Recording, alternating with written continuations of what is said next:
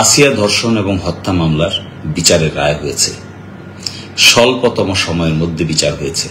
একজনের মৃত্যুদণ্ড হয়েছে এবং বাকি 3 জনকে খালাস দিয়েছে। এই যে স্বল্পতম সময়ের মধ্যে হত্যা ধর্ষণের বিচার হয়, এটি এই জাতি সম্ভবত এই প্রথম দেখতে পেরেছে।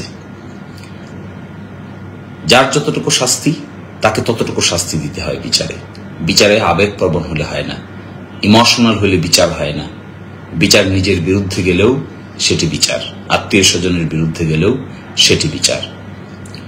ফলে এই যে আসিয়া ধর্ষণ এবং হত্যার বিচার হলো, আমরা খুশি হয়েছি। একজনকে মৃত্যুদণ্ড দেওয়া হয়েছে আর বাকি 3 জনকে খালাস দেওয়া হয়েছে। দেখুন, অতীতে আমরা দেখেছি অনেক দুঃখজনক কিছু জিনিস, যে বিষয়গুলো মিডিয়ার সাথে সাথে আমরা দেখেছি যে সেই বিষয়গুলো অল্প সময়ের মধ্যে প্রকৃত বিচার করা যায় না। নিম্ন আদালতগুলো অতীতে যা করেছেন, গণহারে ফাঁসি দিয়ে দিয়েছেন।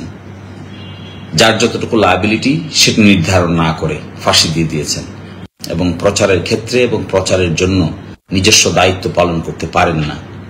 কিন্তু আমরা এখানে দেখলাম ব্যতিক্রম। আমাদের নিম্ন আদালত অতি দ্রুত বিচার করেছেন, শাস্তি দিয়েছেন।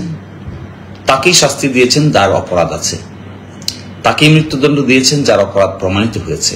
আবার তাদেরকেও খালাস দিয়েছেন যাদের অপরাধ প্রমাণিত হয়নি। জানেন, পৃথিবীর ইতিহাসে ন্যায় বিচার এরকমই হয়। It is very interesting. ফলে আমি আমাদের বিচার বিভাগকে ধন্যবাদ জানাচ্ছি এই অর্থে যে এইরকম একটি বিচার স্বল্প সময়ের মধ্যে করা সম্ভব হয়েছে। আরো যে সমস্ত চাঞ্চল্যকর মামলা আছে যেখানে অতি দ্রুত এভিডেন্স সংগ্রহ করা সম্ভব, ইনভেস্টিগেশন এজেন্সি দ্রুত এভিডেন্স সংগ্রহ করতে পারে, সেই সমস্ত জায়গায় অতি দ্রুত বিচার হওয়া উচিত। কথা আছে যে আমাদের speedy trial is a fundamental right. যদি ট্রায়ালটা স্পিডি না হয়, ইনস্ট্যান্ট না হয়, তাহলে পরবর্তীতে যখন বিচার হয় 5 বছর, 10 বছর, 15 বছর, 20 বছর পরে, তখন বিচারের আর প্রাসঙ্গিকতা থাকে না। বিচারের সম্পর্কে মানুষের খারাপ ধারণা তৈরি হয়। ন্যায় বিচার প্রাপ্তির আকাঙ্ক্ষায় যদি মানুষ বছরের পর বছর আদালতের বারান্দায় কিংবা ইনভেস্টিগেশনের জন্য যদি বছরের পর বছর চলে যায়, তাহলে বিচার করার যে মূল উদ্দেশ্য সেটি আর থাকে না। হ্যাঁ, অপরাধ করবে না সমাজে, করবে। অপরাধ থেকে সবাই মুক্ত থাকবে না, কিন্তু অপরাধের বিচারটা সহজেই মানুষ দেখতে চায়, অতি দ্রুত দেখতে চায়। যে অপরাধ করেছে তারটা দেখতে চায়। আবার এই দ্রুত বিচার করতে গিয়ে নিরপরাধ মানুষকে সাজা দেওয়া যাবে না, শাস্তি দেওয়া যাবে না, হই হুল্লোড় করে বিচার হবে না এবং যাকে ইচ্ছে তাকে ধরে তো আর বিচার করা যায় না।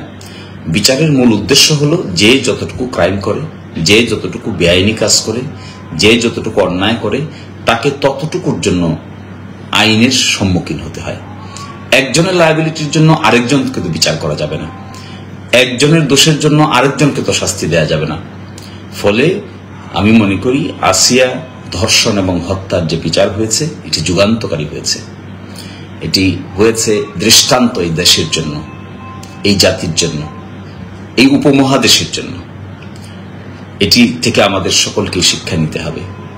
এটি শুধুমাত্র বিচার হয়ে একজনকে ফাঁসি দিয়েছে এই জন্য বলছি না, আমি এই জন্য বলছি একজনের যেরকম সাজাও হয়েছে, একই সাথে 3 জনের খালাসও হয়েছে। আমি খালাসটাকেও সেলিব্রেট করছি, আবার শাস্তিটাকেও সেলিব্রেট করছি। কারণ আমি মনে করি বিচারক যখন বিচার করেন, দাড়িপাল্লায় যখন মাপেন, তখন তিনি মাপবেন কার কতটুকু অপরাধ, সাক্ষ্য প্রমাণে কি এসেছে। বাইরে আমরা যত কথাই বলি না কেন, সাক্ষ্য প্রমাণের ভিত্তিতে বিচার করা ছাড়া আর কোনো উপায় নেই।